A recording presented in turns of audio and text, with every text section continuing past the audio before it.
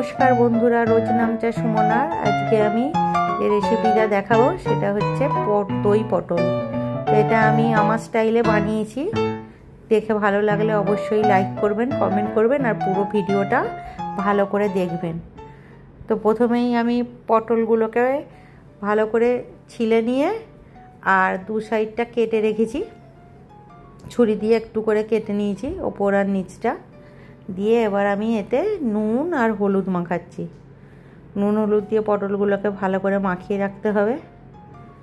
এই যে এইভাবে আমি চিড়ে দিয়েছি আর খোলাগুলো একটু রেখেছি, একবারে পুরো ছাড়াইনি।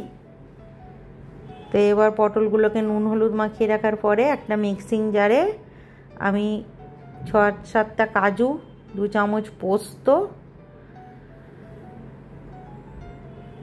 আর 2 চামচ মতো টক দই দিয়েছি।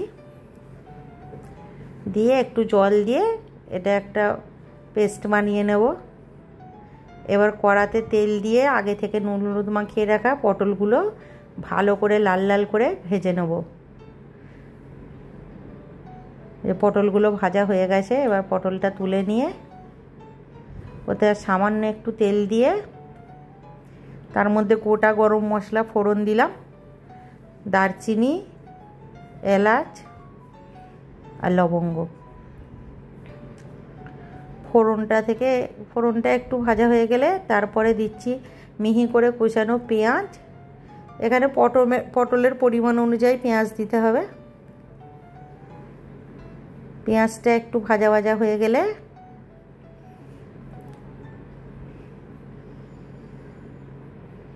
পেঁয়াজটা একটু ভালো করে ভাজতে হবে। পেঁয়াজটা ভাজা ভাজা হয়ে এলে এবার এর মধ্যে দিতে হবে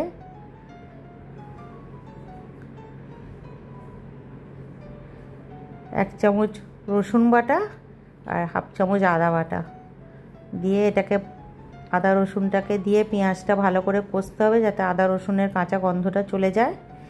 এবার কুচনো টমেটো দিয়ে দিলাম পরিমাণ মতো, দিয়ে দিচ্ছি পরিমাণ মতো নুন।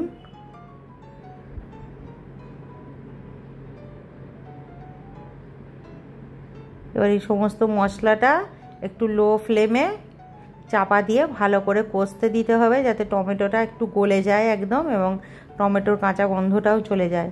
এদিকে একটা বাটিতে 1 চামচ হলুদ গুঁড়ো, 1 চামচ লাল লঙ্কার গুঁড়ো, 1 চামচ ধনে গুঁড়ো, হাফ চামচ জিরে গুঁড়ো আর একটু পরিমাণ মতো কাশ্মীরি লঙ্কার গুঁড়ো দিয়ে একটু জল দিয়ে গুলে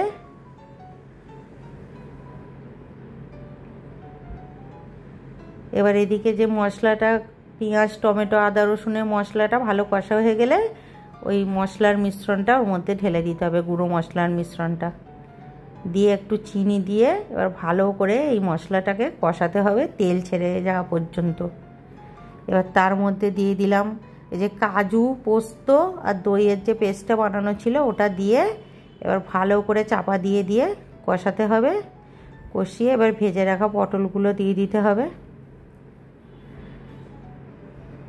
পটলটা দেওয়া হয়ে গেলে এবার গ্রাইন্ডারটা ধুয়ে যেটা জলটা আমি দিয়ে দিলাম। জলটা একটু বুঝে দিতে হবে, গ্রেভি খুব বেশি ঝোলঝোল হবে না, একটু মাখা মাখা মতো হবে। পটলটা সেদ্ধ হবে এই রকম পরিমাণ মতো জলটা দিতে হবে।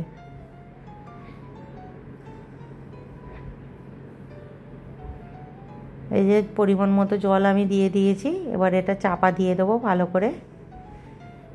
প্রায় 5-7 মিনিট পরে চাপাটা খুলে এই যে একদম গ্রেভিটা বেশ মাখা মাখা মতো হয়ে গেছে।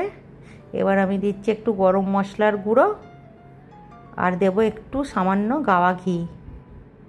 তো এটা খুবই ইজি রেসিপি, খুব কম সময়ের মধ্যে হয়ে যায় এবং খুব টেস্টি হয়। এই দিয়েই মানে দুপুরের ভাতে এই রেসিপিটা বানালে আর কিছুই লাগবে না। এই যে দেখুন কত সুন্দর হয়েছে। তো দেখে ভালো লাগলে অবশ্যই কমেন্ট করে আমাকে জানাবেন।